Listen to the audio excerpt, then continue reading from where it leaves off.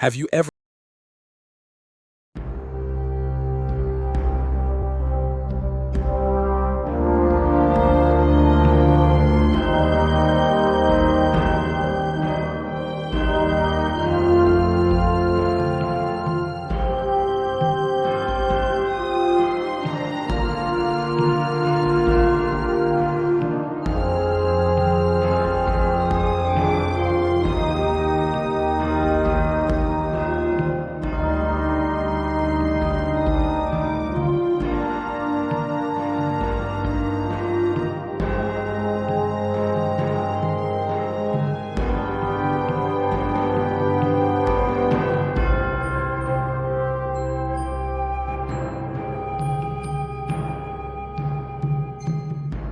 cheese?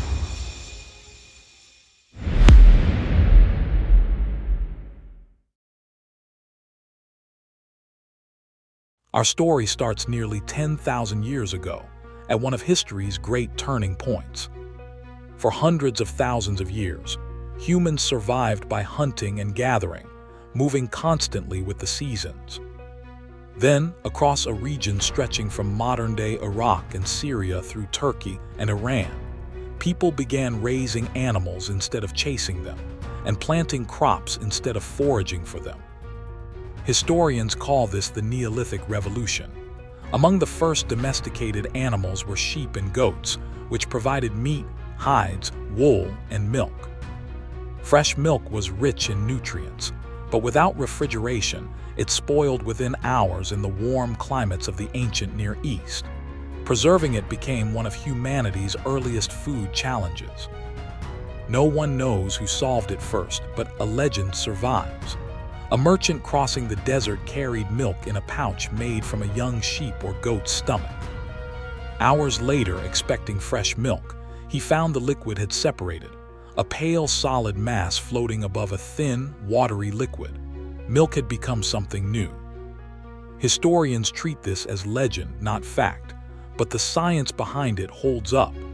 The stomachs of young mammals contain a natural enzyme called rennet, which helps them digest their mother's milk. Stored in a cleaned stomach pouch, traces of that enzyme can cause milk proteins to clot into curds, separating out the liquid whey.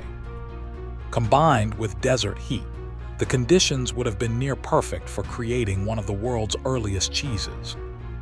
Even without the merchant, similar accidents likely happened many times among early herders, who carried milk in containers made from animal organs.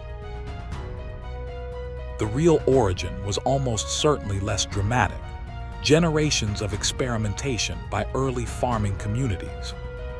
Archaeologists have found pottery fragments over 7,000 years old, still holding microscopic traces of milk fat.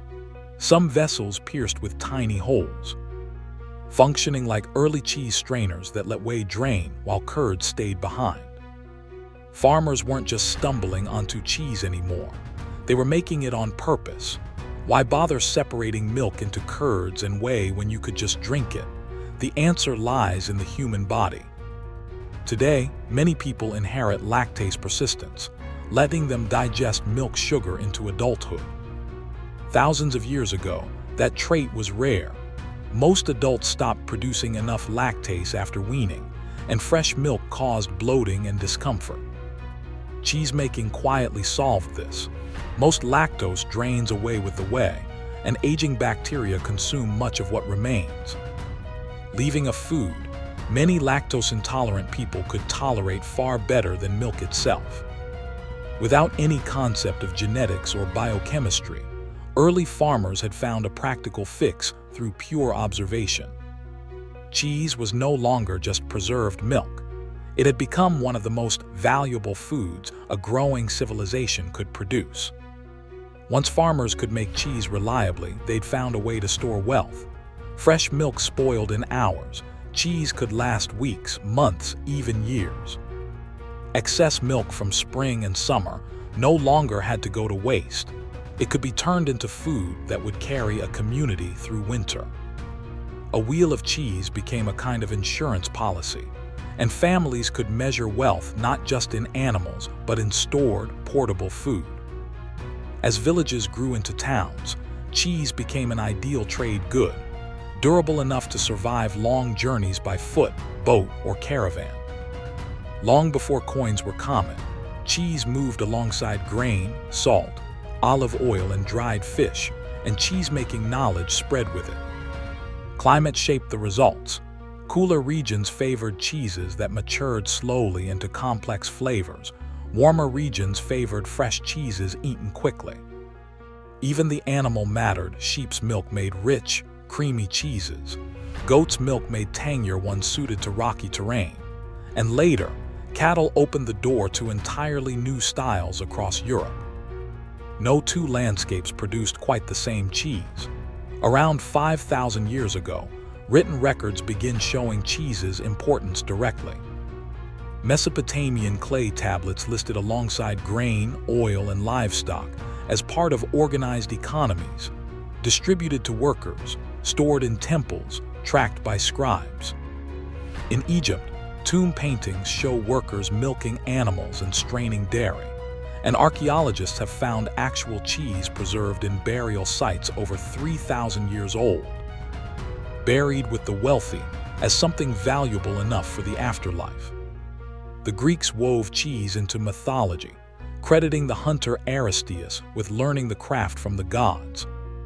In Homer's Odyssey, Odysseus finds the cave of the Cyclops Polyphemus stocked with baskets of cheese and containers of whey, a scene that reflects ordinary agricultural life of the time rather than anything exotic. By then, cheese was already unremarkable, ordinary, a sign of how deeply it had settled into daily life. Techniques kept improving. Salt extended shelf life and boosted flavor. Pressing curds removed moisture for firmer, longer-lasting cheeses. And aging revealed how time could transform texture and taste. Certain villages became known for exceptional cheese, drawing merchants from afar. Long before branding existed, cheese already carried regional identity. But the biggest transformation was still ahead. A rising power on the Italian peninsula was about to spread cheese farther than anyone before. By the time Rome dominated the Mediterranean, cheese was already thousands of years old, but Rome turned a local food into an international industry. Roman armies carried roads, laws, and language across 3 continents, and cheese traveled with them, compact, rich in protein and fat, and far less perishable than milk. It became fuel for conquest, moving through vast supply networks alongside wheat, olive oil, wine, and cured meat, feeding soldiers stationed hundreds of miles from home. Rome didn't just transport cheese, it studied it. Farmers noticed that grazing land, grasses, and season changed the milk's flavor, essentially discovering what we now call terroir. The naturalist Pliny the Elder cataloged cheeses from across the empire in his Natural History, comparing richness, texture, and regional craftsmanship, the way a critic might review wine. Cheese had become a luxury as well as a necessity. Wealthy Romans competed to serve rare varieties at banquets, and a fine cheese could impress guests as much as imported spices. Ordinary Romans kept making cheese at home too, using sheep, goat, or cow's milk depending on the region, with no central authority dictating method. Ironically, Rome's vast empire encouraged diversity rather than uniformity. Techniques from the Alps or Greece could travel hundreds of miles along the same roads as soldiers and merchants, turning the empire into one enormous classroom. Cheesemakers refined pressing and salting for longer storage, experimented with smoking, and aged wheels in cool underground spaces, discovering through results rather than understanding. That time made cheese better, not worse. Then in the 5th century, the Western Roman Empire collapsed. Trade routes grew dangerous, cities shrank, and industries that depended on imperial stability declined. It seemed centuries of cheesemaking progress might vanish, but another institution was quietly preserving it.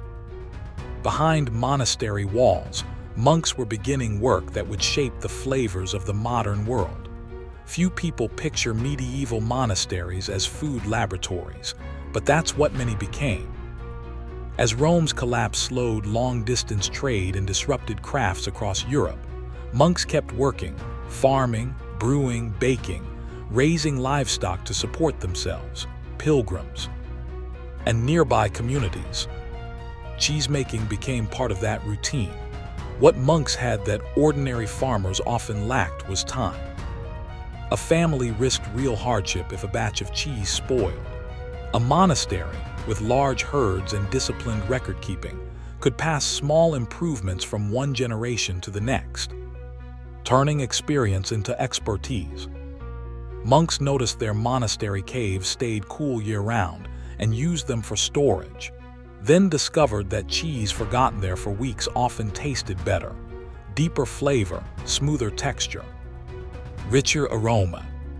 The cool, humid caves created ideal conditions for bacteria and fungi to transform the cheese, and instead of fearing these changes, monks learned to encourage them. Some caves produced blue-veined cheeses, others soft white rinds, others firm nutty wheels. Each monastery's unique caves, water and grazing land, meant even neighboring communities produced very different cheeses. The environment itself had become an ingredient. One famous legend from the limestone caves of southern France tells of a shepherd who abandoned his bread and cheese lunch in a cave, returned weeks later to find it covered in blue-green mold, tasted it anyway, and found it delicious, helping give rise to one of the world's great blue cheeses. True or not, the caves themselves are real and still shape that cheese today. Similar breakthroughs happen across Europe. Enormous storable wheels in the Swiss valleys, delicate soft-ripened cheeses in northern France, exceptionally creamy milk from the rich grasslands of the Low Countries, hard cheeses aged in the limestone caves near Cheddar, England, which gave the cheese its name, and large, long-maturing hard cheeses in northern Italy. Every region was solving the same problem, preserving milk while improving its taste, in its own way. And by the end of the Middle Ages, cheese wasn't one food anymore. It was an entire family of foods. Yet even skilled cheesemakers still didn't know why any of it worked. The answers were about to come from science. For thousands of years, cheesemakers knew what worked without knowing why. It wasn't until the 19th century, through researchers like Louis Pasteur, that science revealed the hidden world of microorganisms driving fermentation and preservation. The monks hadn't performed miracles, nature had been doing the work all along. Every cheese starts as milk, mostly water, with fats, proteins, minerals, and lactose. Turning it into cheese means separating those components. First, bacterial cultures feed on the lactose, producing lactic acid, which gives cheese its tang and prepares the milk chemically for the next step. Then comes rennet, traditionally drawn from the stomachs of young calves, lambs, or goats, though many cheesemakers today use microbial or plant-based alternatives. Rennet causes the milk protein casein to link into a soft network trapping fat and water, thickening the milk into a jelly-like mass within minutes. Cheesemakers cut this mass into curds, which release watery whey as they're stirred and heated. Whey once fed to livestock, now used in everything from baked goods to protein supplements. Curd size matters enormously. Larger curds hold more moisture, making soft cheeses like Brie. Smaller curds lose more water, making firmer cheeses built to age for months or years. Pressing squeezes out still more whey for dense, storable wheels, and salt does far more than season. It slows harmful microbes, helps form a protective rind, and encourages the beneficial ones that give each cheese its character.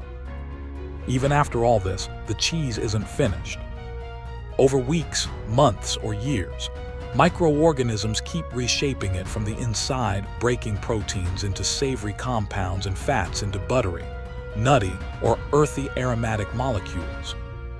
That's why a young cheddar tastes nothing like one aged 2 years. Time is an ingredient that can't be rushed. Some cheeses depend on cultivated molds. The blue veins in Roquefort, Gorgonzola, and Stilton come from penicillium strains introduced through tiny pierced channels that let oxygen reach the interior.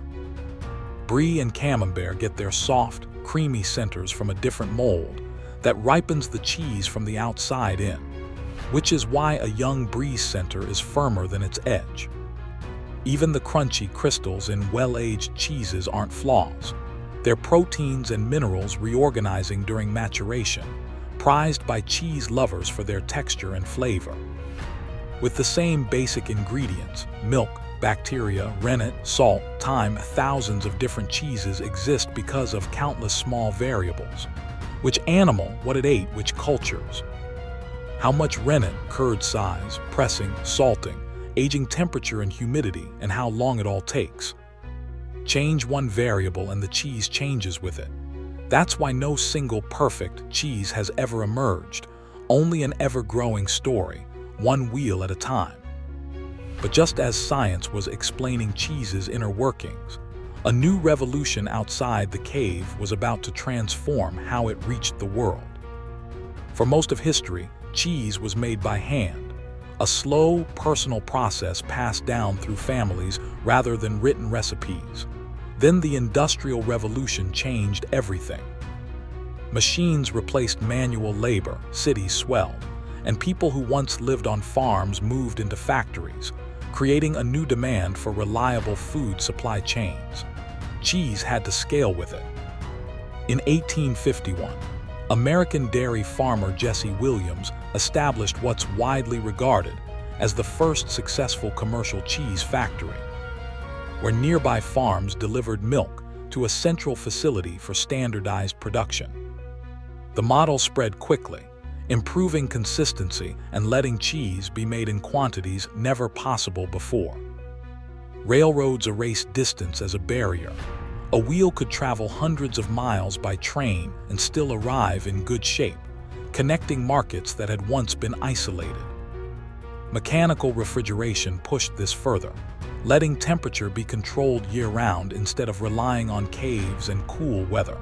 And refrigerated ships eventually carried cheese across oceans, turning a local specialty into an international commodity. Science reshaped the industry too. Louis Pasteur's discovery that microorganisms caused foodborne illness led to pasteurization, gently heating milk to kill dangerous bacteria, making dairy safer and more consistent for growing. Cities. Many modern cheeses use pasteurized milk, while traditional cheesemakers who still use raw milk argue it preserves unique local flavor. Both traditions persist today. In the early 20th century, inventors blended natural cheeses with emulsifying salts to create processed cheese. Smoother melting, longer lasting, and far more affordable, which made dairy accessible to millions and found a permanent home in restaurants and school lunches worldwide. Then pizza changed the picture again. As it exploded in popularity through the 20th century, especially through Italian immigrant communities, demand for mozzarella soared. And it's now one of the most widely produced cheeses on Earth. As mass production grew, many regions fought to protect traditional cheeses from imitation, fearing mass-produced copies would erase generations of identity. Within the European Union, protected designation of origin rules now ensure that cheeses like Parmigiano Reggiano, Roquefort, and Feta can only be made in their traditional regions using established methods, a legal recognition that some cheeses simply can't be copied elsewhere, shaped as they are by local animals, grasses, climate, water, and generations of craft. Today, cheese is made on every inhabited continent, eaten in humble family meals and award-winning restaurants alike, studied by scientists, and even carried into space. The world produces, well, over 20 million tons of it every year. And yet, despite that staggering scale, Every single wheel still traces back to the same discovery made thousands of years ago: milk, time. And the realization that something seemingly spoiled could become something extraordinary. Set a modern wheel of cheese beside one made thousands of years ago, and they'd look almost nothing alike. But both solved the same problem. How do you stop milk from spoiling? What began as survival became one of humanity's great culinary achievements, preserving nutrients through winters, traveling ancient trade routes, feeding Roman legions.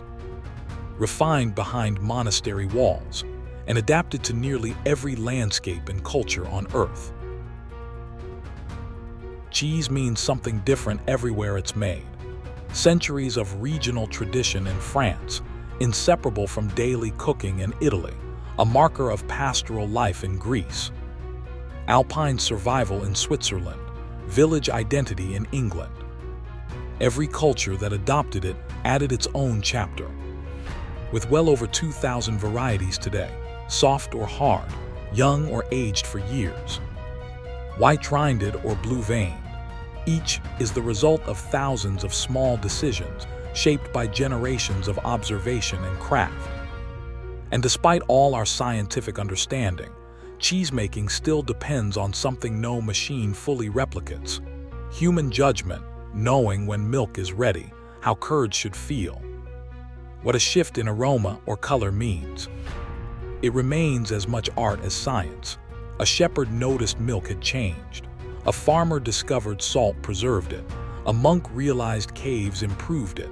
A scientist finally explained why. Generation after generation added a piece to the puzzle, turning a lucky accident into one of civilization's most enduring foods.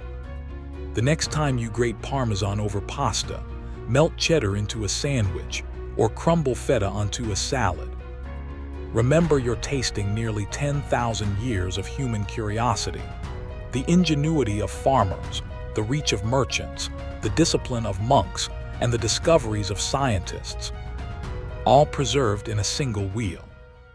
It isn't just preserved milk. It's 10,000 years of human ingenuity, preserved one wheel at a time.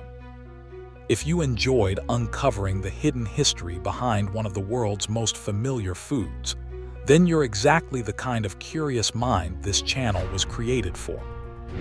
Here on Exhibit A, we explore the extraordinary stories hidden inside the ordinary objects we use, eat, and encounter every day.